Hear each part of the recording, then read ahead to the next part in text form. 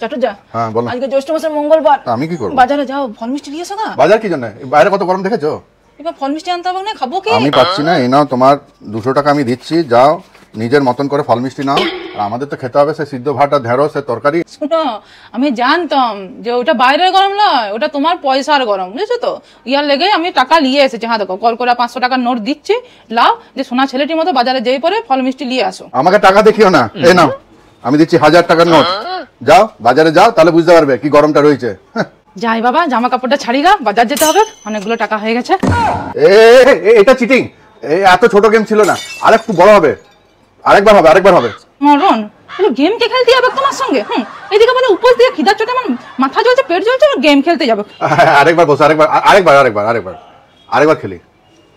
বসো। দেখো খেলতে পারি, এবার কিন্তু 200 টাকা দিয়ে হবে না, কিন্তু বলে দিচ্ছি 500 টাকা দিয়ে শুরু করতে হবে। ঠিক আছে 500 দিয়ে হবে।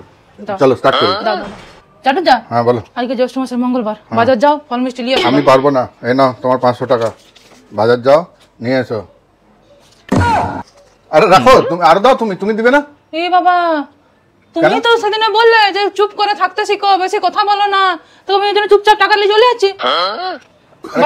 খেলবে না? শুনো, উপোস দিয়ে আছে, বাজার যেতে হবে, ছাড়ো আমাকে ওইসব টাকা দেখাচ্ছে।